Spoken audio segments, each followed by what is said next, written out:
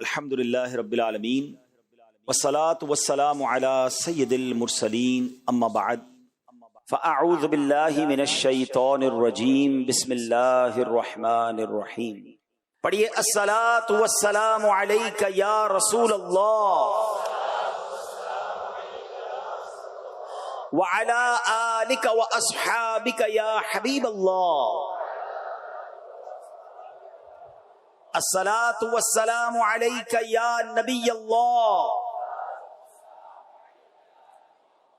وعلی آلک واصحابک یا نور اللہ.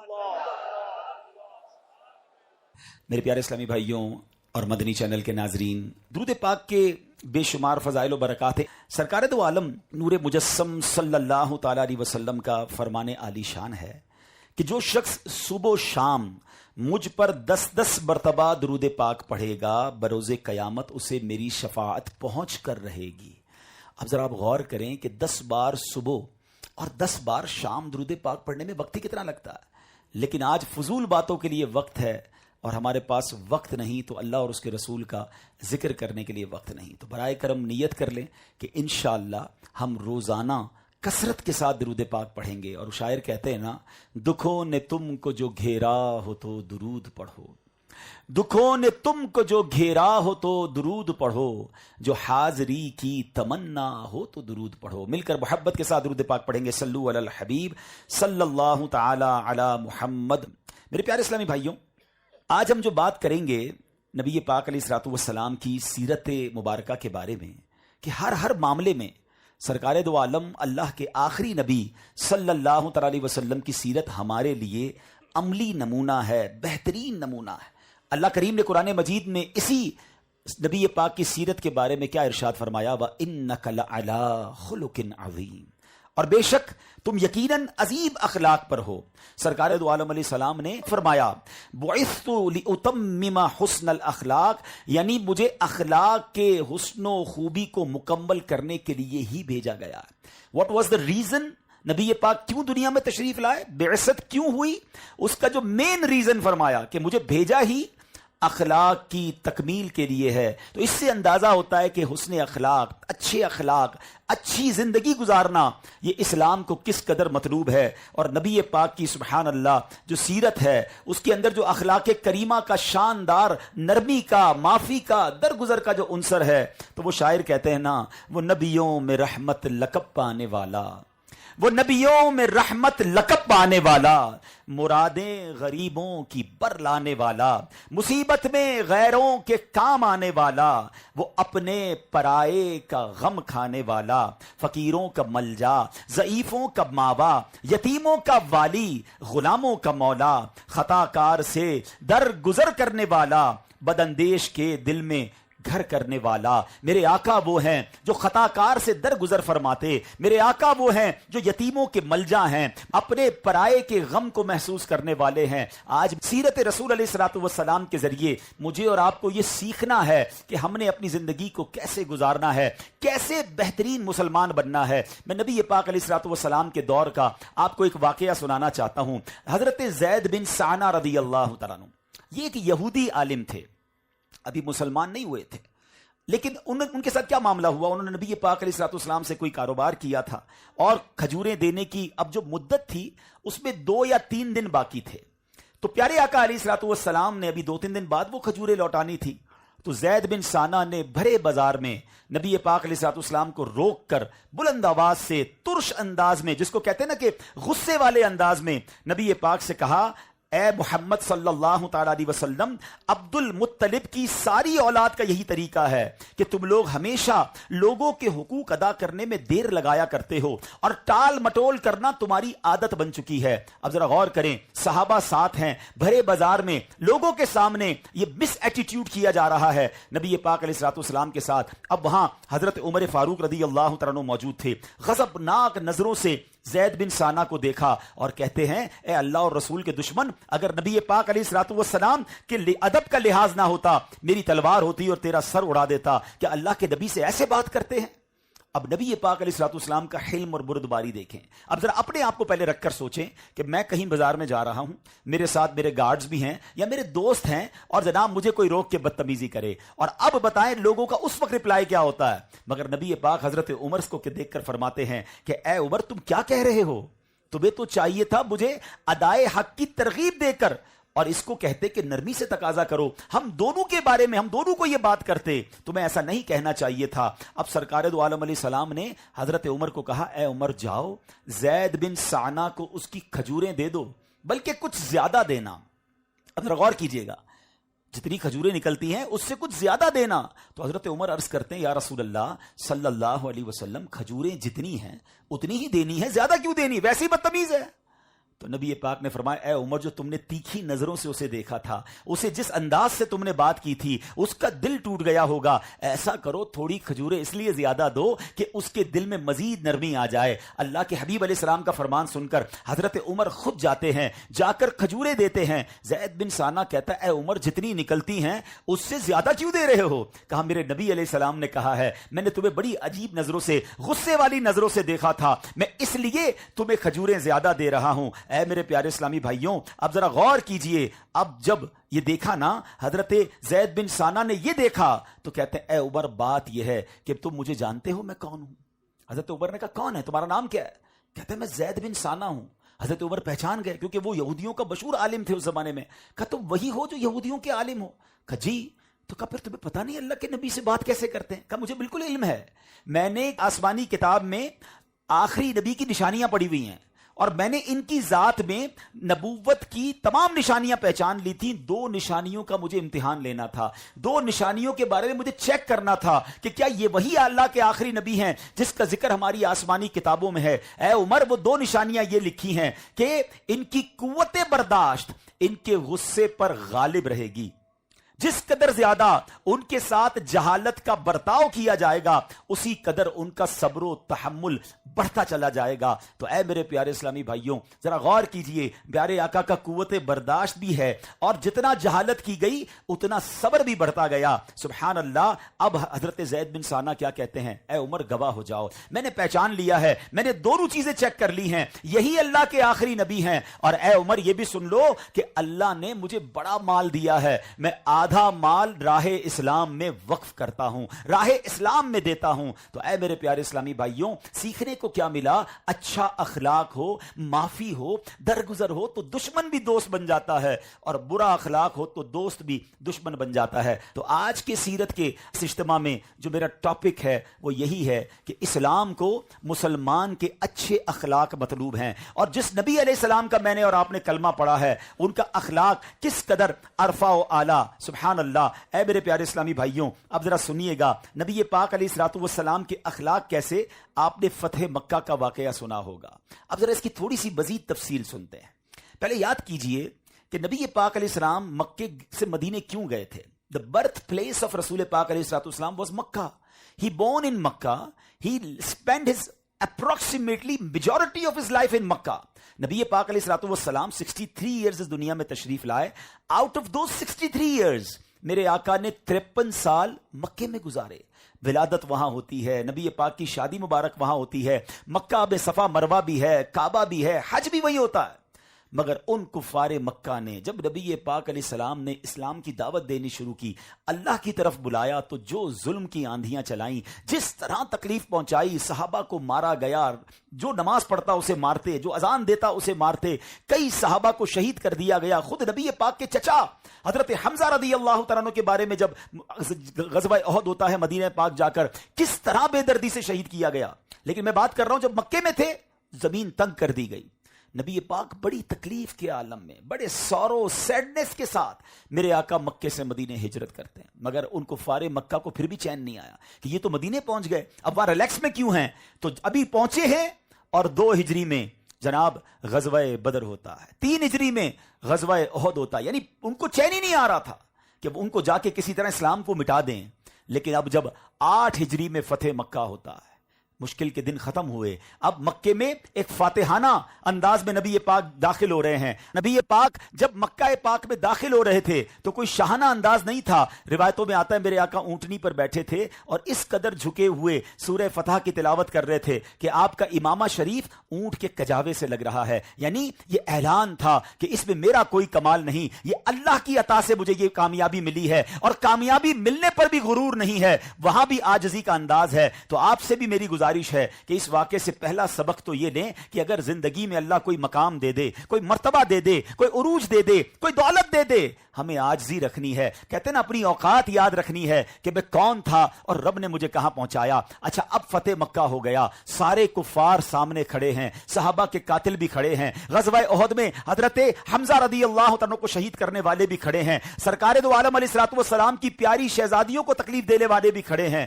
اب سب کی حالت خراب ہے کہ آج تو ہماری بوٹیاں نچوا دی جائیں گی, آج تو ہمیں ٹکڑے ٹکڑے کر دیا جائے گا, ہم نے ظلم و ستم میں کوئی کمی نہیں چھوڑی, تو آج انہوں نے کیا ہمارا حال کرنا ہے. مگر سنو میرے آقا کون ہیں, وما ارسلناک الا رحمت للعالمین, وہ تو رحمت سارے جہانوں کے لیے ہیں. ایسے موقع پر کہ جب وہ سارے دشمنان اسلام موجود تھے, نبی پاک کا وہ عظیم اعلان, پیارے آقا فرماتے ہیں لا تثریب علیکم اليوم فاذهبوا انتم الطلقاء, آقا نے فرمایا آج تم پر کوئی الزام نہیں, جاؤ تم سب آزاد ہو. اچھا وہ سارے لوگ یہ ایکسپیکٹ کر رہے تھے کہ آج سر اڑا دیے جائیں گے, آج قید کر لیا جائے گا, مگر یہ کیسا اعلان تھا, اللہ اکبر. اچھا فتح مکہ میں ہم نے یہاں تک تو یہ واقعہ سنا ہوگا کہ نبی پاک نے سب کو معاف کر دیا, but you know what happened after this forgiveness, اس معافی کے بعد ہوا کیا. اللہ اکبر, مسلمان مکے سے 10,000 آئے تھے, 10,000 صحابہ تھے 8 ہجری میں, مگر جب یہ اعلان ہوا تو ان سرداروں کی آنکھوں سے آنسو نکل آئے کہ ہم اتنے بڑے ظلم کرنے والے, ہم اتنی زیادتی کرنے والے, ہماری وجہ سے ان کو اپنا آبائی وطن چھوڑنا پڑا, یہ مکے سے مدینے چلے گئے, آج موقع ملا ہے تو بدلہ نہیں لے رہے, آج موقع ملا ہے تو معاف کر رہے ہیں. ان کی آنکھوں سے آنسو جاری ہو گئے اور زور و شور سے سب نے کلمہ پڑھنا شروع کر دیا. یعنی میرے آقا اگر ان سب کے سر قلم فرما دیتے تو یہ دشمنی در دشمنی چلتی رہتی, مگر ایک عظیم اعلان نے کایا پلٹ کر دی. اور آپ کو یہ بھی پتا ہونا چاہیے, میں تھوڑا سا آپ سے حساب کتاب میں چاہوں گا, ذرا ایک تھوڑی سی ہسٹری کو میں ریکال کروا دیتا ہوں, یہ انشاءاللہ کام آئے گی آپ کو. آپ کو یاد ہونا چاہیے کہ میرے آقا نے اعلان نبوت کب فرمایا تھا, 40 سال کی عمر میں. ہجرت کب کی, 53 سال کی عمر میں, یعنی 13 سال تک اسلام کی دعوت دی. کتنے لوگ ایمان لائے تھے, علماء فرماتے 80 یا 100 کے قریب لوگ ایمان لائے تھے جو مکے سے ہجرت کر کے مدینے گئے. ٹھیک ہے, پھر 2 ہجری میں غزوہ بدر ہوا, کتنے مسلمان صحابہ تھے, 313. عدد یاد ہے نا آپ کو, یعنی 13 اور 2 سال ملا لیں تو ابھی کتنے مسلمان ہوئے, 313. چلے آپ خواتین کو ملا لیں تو آل ٹوگیدر 600-700 پوری دنیا میں مسلمان تھے. پھر اس کے بعد 3 ہجری میں غزوہ احد ہوتا ہے, 700 مسلمان تھے اس لشکر میں. 6 ہجری میں صلح حدیبیہ ہوتا ہے, 1400 مسلمان ہیں. آپ گریجولی دیکھ رہے ہیں کتنی سٹرگل ہو رہی ہے. اب 6 ہجری کا مطلب تو بتائیں, 6 اور پلس 13 کتنے ہو گئے, 19 سال اللہ کے نبی نے کوشش کی ہے. اور صلح حدیبیہ میں 1400 صحابہ ہیں اور تھوڑے سے مدینے پاک میں بھی ہوں گے, ہم آل ٹوگیدر مان لیتے 3000 مسلمان ہوئے تھے. 19 سال کی سٹرگل. 8 ہجری میں میرے آقا فتح مکہ فرماتے ہیں, 10,000 مسلمان ہیں. صحابہ 10,000 کا لشکر ہے نا, مگر آپ جانتے ہیں 10 ہجری میں جب حجۃ الوداع ہوتا ہے کتنے صحابہ ہیں, 1,24,000 صحابہ میدان عرفات میں موجود ہیں. یہ 21 سال کی کوشش میں 10,000 تک پہنچتے ہیں. اور وہ معافی کے اعلان کے بعد, وہ عظیم حکمت عملی کے بعد یہ 10,000 سے تعداد کہاں پہنچتی ہے, 1,24,000. تو پتہ کیا چل رہا ہے کہ فتح مکہ واز دا ٹرننگ پوائنٹ. یہ ایک ایسا اعلان تھا, یہ ایک ایسا ٹرننگ پوائنٹ تھا کہ اس دن سے لے کر آج تک اسلام الحمدللہ بڑھتا ہی جا رہا ہے. آج اگر پوری دنیا کا سروے کریں تب موسٹ گروئنگ ریلیجن آن ارتھ جو ہے وہ ہمارا مذہب اسلام ہے. تو سبحان اللہ, یہ فتح مکہ کی معافی یاد دلا رہی ہے کہ خون کے پیاسوں کو معاف کیا, رشتہ داروں کو قتل کرنے والوں کو معاف کیا, زمین تنگ کرنے والوں کو معاف کیا. مگر آج میں اور آپ دیکھیں کیا ہم معاف کرتے ہیں یا ہم بدلے کی آگ میں جل رہے ہیں؟ کسی کو کہو بھائی معاف کر دو، نہیں نہیں میں تو انتظار کر رہا ہوں، بس موقع ملے بدلہ لینا ہے۔ حالانکہ ہمارے وطن پاکستان میں ایسے بھی ٹرائبز، ایسے بھی قبیلے ہیں کہ جہاں لوگ وصیت کر کے بچوں کو جاتے ہیں کہ تم نے فلاں قبیلے سے مقابلہ کرنا ہے، فلاں رشتہ دار سے بدلہ لینا ہے۔ اللہ اکبر، اس نبی کے امتی ہیں۔ نعت کے اشعار ہم سب کو یاد ہوں گے کہ سلام اس پر کہ جس نے گالیاں سن کر دعائیں دی۔ کیا کبھی ہم نے گالیاں سن کر دعائیں دی؟ ذرا غور کیجئے نا، ہمیں تو کوئی ایک گالی دے ہم بتاتے ہیں ہمیں کتنی گالیاں یاد ہیں۔ سلام اس پر کہ جس نے خون کے پیاسوں کو قبائیں دی، جان لینے والوں کو نبی پاک نے بخش دیا۔ ہم چھوٹی سی غلطی ملازم کر لے اس کو بخشنے کے لیے تیار نہیں ہیں۔ کسی غریب آدمی سے ہو تو اس کو تو بسل کے رکھ دیتے ہیں۔ نہ کرے ایسا۔ جس نبی علیہ السلام کا کلمہ پڑھا ہے، جن کی سیرت کے اس اجتماع میں آئے ہیں، ان کی اخلاق کریمہ تو دیکھیں، وہ تو غریبوں پر کیسے مہربان تھے کہ کبھی کبھی غلام آتے تھے، کہتے حضور ہمارے گھر پہ آپ کی دعوت ہے اور کھجوریں ہیں اور پرانی چربی ہے، مینیو بھی بتا رہے ہیں، تو میرے آقا جو رحمت للعالمین اللہ کے حبیب ہیں، وہ اس غریب کے گھر بھی دعوت پر چلے جاتے، اس غلام کے گھر بھی دعوت پر جاتے۔ نبی پاک علیہ الصلوۃ والسلام کی سیرت میں یہ بھی پہلو ملتا ہے کہ پیارے آقا علیہ الصلوۃ والسلام اپنی سواری پر اپنے خادم کو بھی بٹھا لیا کرتے تھے۔ اب ذرا مجھے بتائیے نا، پہلے سواریاں کیا تھیں؟ گاڑیاں تو نہیں تھی نا، اونٹ تھے یا گھوڑے تھے۔ گھوڑے پر نبی پاک سواری فرما رہے اور پیچھے کس کو بٹھایا؟ اپنے خادم کو۔ یہ کیسی عاجزی ہے! آج کیا یہ کوئی امیجن کرتا ہے کہ اپنے ملازم کو اپنے برابر والی سیٹ پہ بٹھائے ہیں، خود ڈرائیو کرے اور خادم کو کہے بیٹھ جاؤ؟ لوگ کثرت شان سمجھتے ہیں، کسی غریب کے ساتھ کھانا اپنی شان کو کم سمجھتے ہیں، حالانکہ ہم وہ ہیں۔ ایک بار نبی پاک علیہ الصلوۃ والسلام زمین پر بیٹھ کے کھانا کھا رہے ہیں، تو کسی نے کہا حضور آپ اللہ کے نبی ہو کر زمین پر بیٹھ کر کھا رہے ہیں؟ آپ نے فرمایا میں بندہ ہوں اور بندوں کی طرح جیتا ہوں، بندوں کی طرح زندگی گزارتا ہوں۔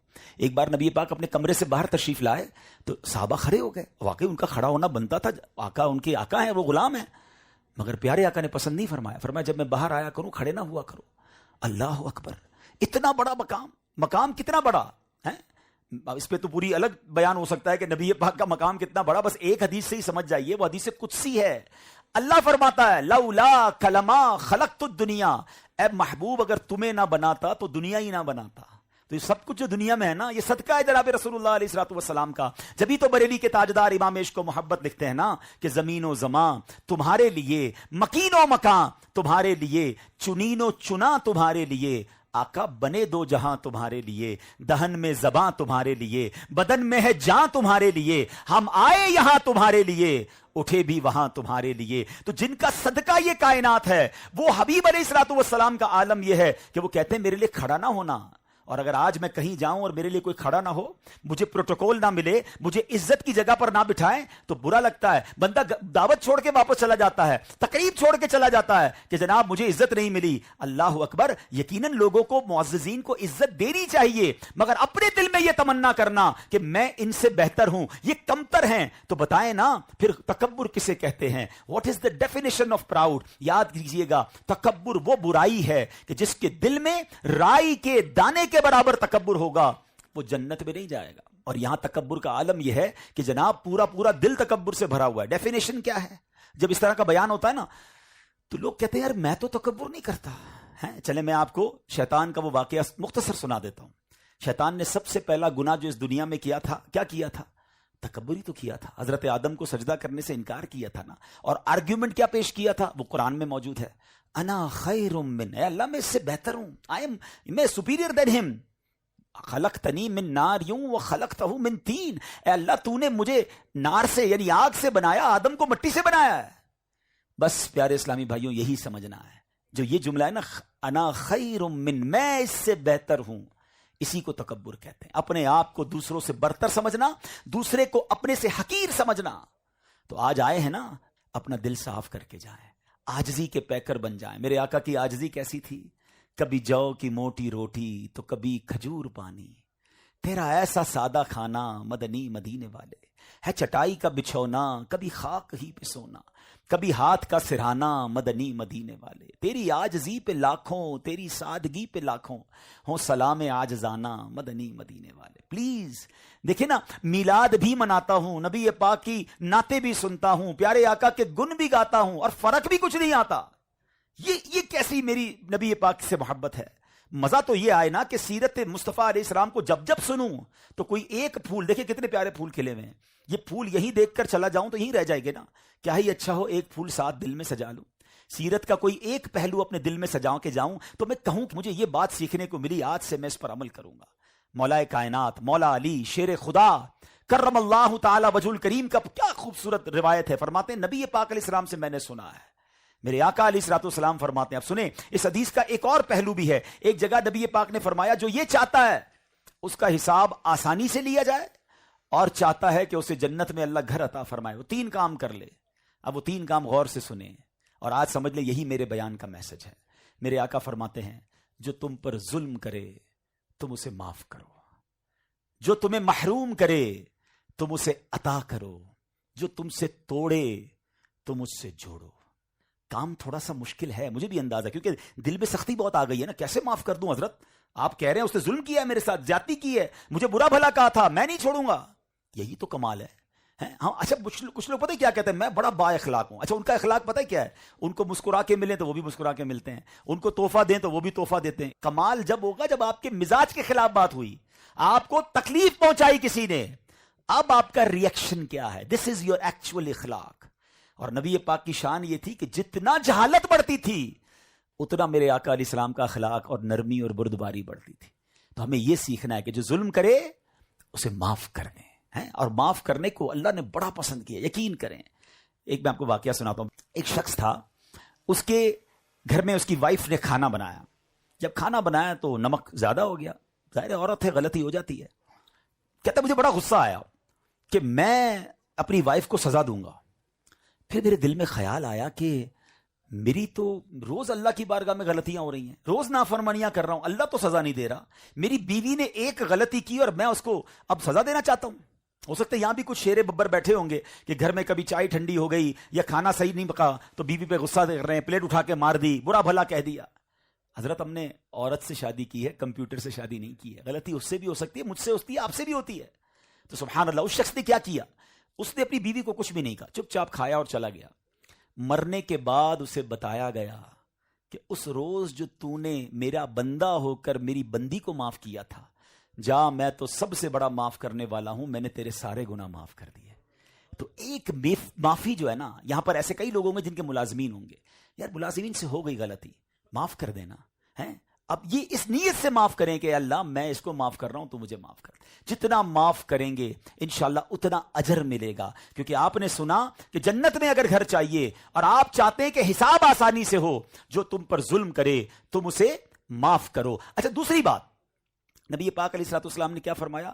جو تمہیں محروم کرے تم اسے عطا کرو۔ اچھا اب یہاں کیا ہوتا ہے نارملی کہ محروم کرنے والوں کو، ٹھیک ہے نا، لوگ کہتے ہیں نہیں اس نے دعوت میں نہیں بلایا، میں بھی نہیں بلاؤں گا، میرے ساتھ اچھا برتاؤ نہیں کیا، میں تو کسی بھی اپنی محفل میں نہیں بلاؤں گا۔ نہیں، محروم کرنے والے کو عطا کرنا ہے، یہی تو اسلام کا حسن ہے نا۔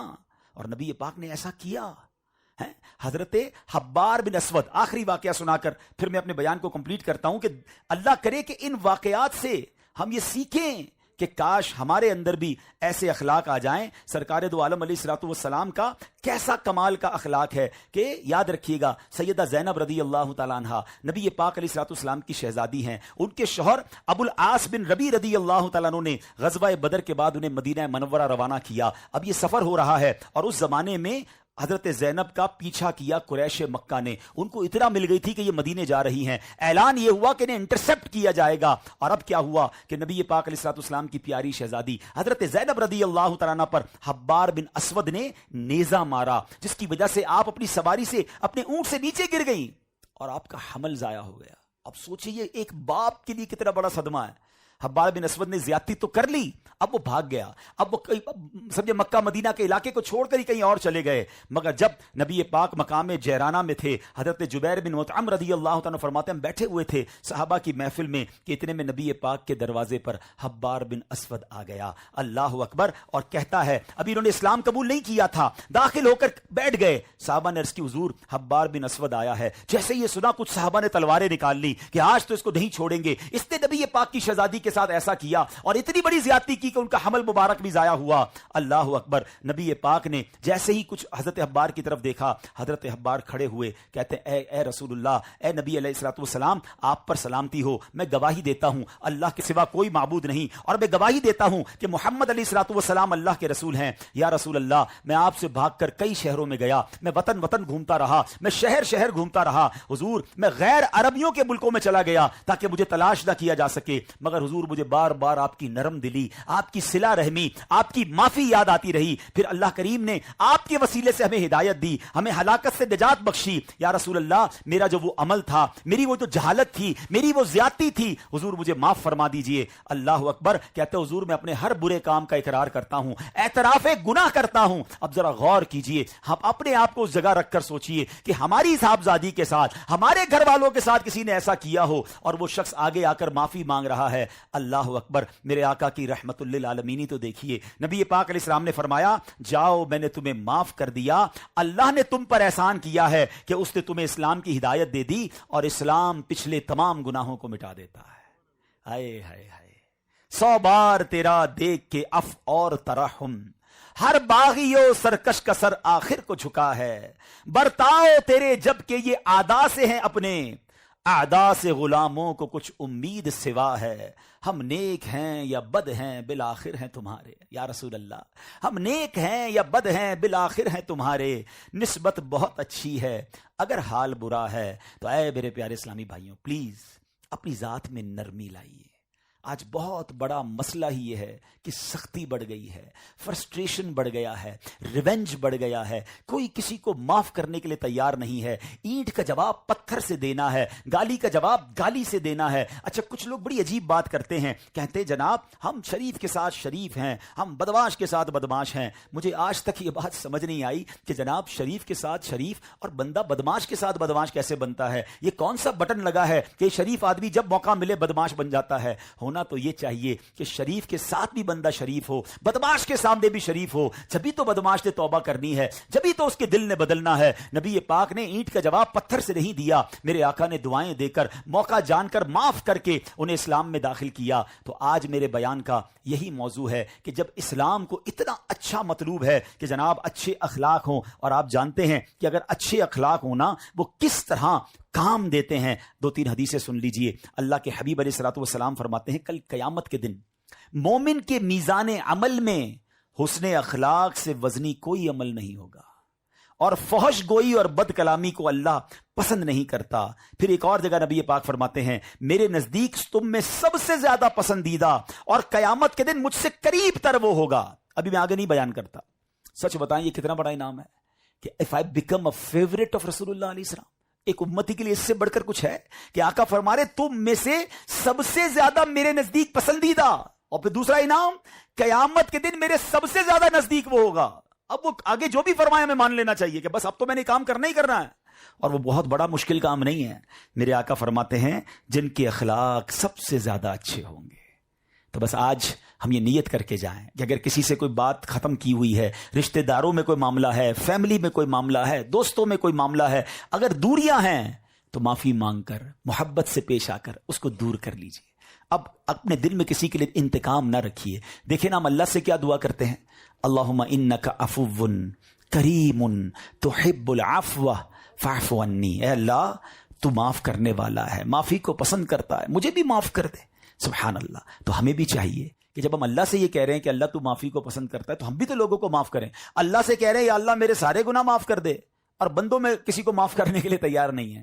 تو اللہ کرے کہ یہ آج ہم بات سمجھ جائیں اور اپنی زندگی میں یہ تبدیلی لائیں. درود پاک پڑھ لیں, صلو علی الحبیب صلی اللہ تعالی علیہ وسلم.